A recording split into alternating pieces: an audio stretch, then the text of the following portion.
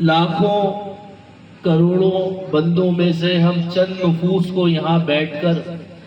اپنا اور اپنے حبیب کریم کا ذکر کرنے کی توفیق عطا فرمائی، اور اپنے کلام پاک قرآن مجید کا ترجمہ و تفسیر سماعت کرنے کی توفیق عطا فرمائی۔ رب کریم کی بارگاہ میں دعا ہے کہ وہ ہمارا یہاں بیٹھنا اپنی بارگاہ میں قبول و منظور فرمائے۔ حدیث مبارکہ کا مفہوم نبی پاک علیہ السلام نے فرمایا کہ جب مختلف علاقوں سے تعلق رکھنے والے لوگ، مختلف محلوں سے تعلق رکھنے والے لوگ، مختلف زبانوں اور قوموں سے تعلق رکھنے والے لوگ ایک جگہ جمع ہوتے ہیں، ان کا مقصد جمع ہو کر فقط اللہ کا ذکر کرنا اور اللہ کی یاد منانا ہوتا ہے، تو یہ محفل ابھی برخاست نہیں ہونے پاتی کہ رب کریم اس میں بیٹھنے والوں کی بخشش و مغفرت کا اعلان فرما دیا کرتا ہے۔ تو آج اسی قسم کی ایک محفل میں ہم تشریف فرما ہیں کہ جہاں ہم کسی ذاتی غرض، کسی مال و متاع کی غرض سے نہیں آئے، فقط اس لیے آئے ہیں کہ یہاں پر اللہ اس کے رسول کا ذکر کیا جاتا ہے، اس کے احکامات بیان فرمائے جاتے ہیں، قرآن کریم کا ترجمہ بتایا جاتا ہے، دین کی سمجھ بوجھ آپ تک پہنچائی جاتی ہے، تاکہ اس معاشرے کے اندر جو اس وقت فتنوں کا انتشار کا پرفتن دور ہے، ان مسائل سے نکال کر آپ تمام حضرات کو دین متین اور دین مستقیم کی طرف گامزن کر دیا جائے۔ اللہ تبارک و تعالیٰ کی بارگاہ میں دعا ہے کہ وہ ہماری اس کوشش میں ہمیں کامیاب و کامران فرمائے۔ جیسا کہ آپ تمام حضرات جانتے ہیں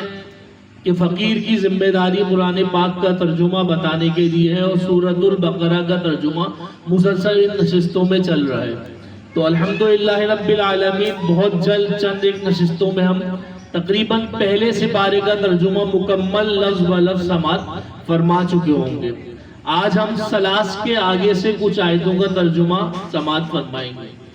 جو حضرات ان نشست میں مسلسل آتے ہیں تو ان کو یہ پتہ ہے کہ ہم سورۃ البقرہ کے ترجمہ بنی اسرائیل کے حوالے سے کافی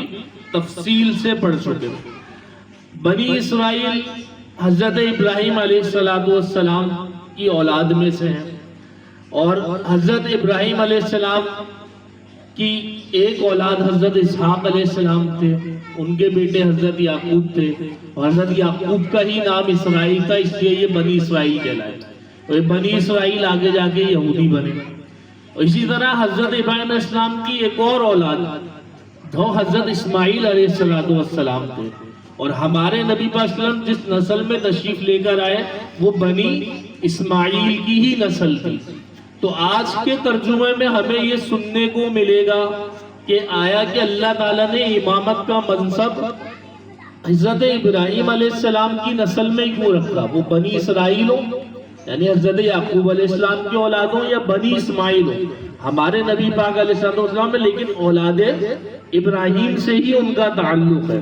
اور اللہ نے یہ منصب اور یہ چیز حضرت ابراہیم کی نسل میں کیوں رکھی؟ آج کے ترجمے میں ہمیں یہ سماعت کرنے کو ملے گا۔ حضرت ابراہیم علیہ السلام اللہ تبارک و تعالیٰ کے وہ نبی ہیں کہ اللہ تبارک و تعالیٰ ہر نبی پہ آزمائش آئی، ہر نبی پہ پریشانی آئی، انہوں نے پریشانیوں پہ صبر کرتے ہوئے دین کا پیغام اپنی قوم تک پہنچانے کا حق ادا کیا۔ یہی کام حضرت ابراہیم علیہ السلام نے بھی کیا۔ آپ کے راستے میں جو پریشانیاں آئیں وہ تھوڑی مختلف انداز کی تھی کہ آپ کے بیٹے جب اسماعیل علیہ السلام کی پیدائش ہوئی تو آپ کو حکم دے دیا گیا جائیں انہیں چھوڑ کے آ جائیں ریگستان میں،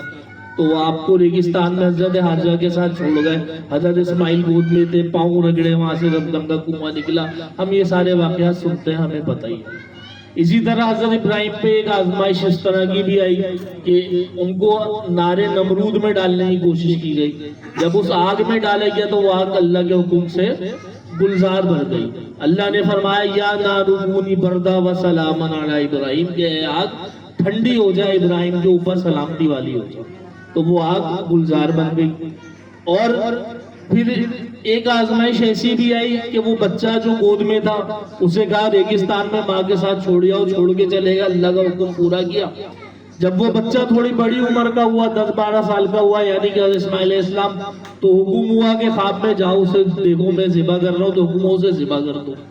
تو آپ اس آزمائش میں بھی پورے اترے کہ اپنے بیٹے کو آپ نے قربان کرنے کے لیے لٹا دیا اور چھری بھی چلا دی۔ اب چھری تابع اللہ کے حکم کے تھی، اس نے نہ کاٹا، وہ ایک الگ بات ہے، لیکن ابراہیم علیہ السلام نے اپنے رب کے تئیں اپنا قول پورا کر دیا، انہوں نے اپنے بیٹے کو قربان کر دیا، گلے پہ چھری تک چلا دی۔ اب چھری نے نہیں کاٹا، وہ اللہ کا حکم تھا کہ چھری نہیں کاٹے گی، اس کی جگہ ایک دمبا ہے، ہم لوگ عید الاضحیٰ مناتے ہیں۔ مطلب اس طرح کی حضرت ابراہیم علیہ السلام پہ آزمائش آئی اور آپ اس پہ ثابت قدم رہے۔ ترجمہ یہاں سے شروع کر رہا ہوں یہ تمیز باندھنے کے بعد۔ اعوذ باللہ من الشیطان الرجیم۔ وَإِذِ ابْتَلَىٰ إِبْرَاهِيمَ رَبُّهُ بِكَلِمَاتٍ فَأَتَمَّهُنَّ، کہ اللہ نے مبتلا کیا یا اللہ نے پہنچائی ابراہیم علیہ السلام پر کافی آزمائشیں، کافی پریشانیوں میں اور کافی امتحانات میں اللہ نے ان کو مبتلا کیا۔ رَبُّهُ بِكَلِمَاتٍ، ان کے رب کی طرف سے یہ باتیں تھیں۔ فَأَتَمَّهُنَّ، مگر ابراہیم علیہ السلام نے کیا کیا؟ اسے پورا کر دکھایا۔ فَأَتَمَّهُنَّ، انہوں نے رب نے جو بھی ان کو آزمائش دی وہ ہر آزمائش پہ کھڑے اترے، انہوں نے اپنے رب کا ہر حکم مانا، بھلے اولاد کو ریگستان میں چھوڑ کے آنا ہو یا اولاد کا ذبح کرنا ہو یا نمرود یعنی جابر بادشاہ کے سامنے کھڑے ہو کر کلمہ حق بلند کرنا، اس کے علاوہ بھی کافی چیزیں جو اللہ تعالیٰ نے کہیں، حکم تھے کافی سارے، جیسے حج آج ہم کرتے ہیں تو یہ حج کے مناسک سارے بی بی حضرت ابراہیم سے نکل کر آئے، حضرت اسماعیل سے نکل کر آئے، یہ جو عمرے میں ادائیگی ہم کرتے ہیں یہ مناسک بھی سارے وہیں سے نکل کر آئے، انہی سے نکل گئے۔ تو اللہ تعالیٰ فرماتا ہے کہ ہم نے ابراہیم علیہ السلام کو جس آزمائش سے مبتلا کیا انہوں نے وہ پوری کر دی۔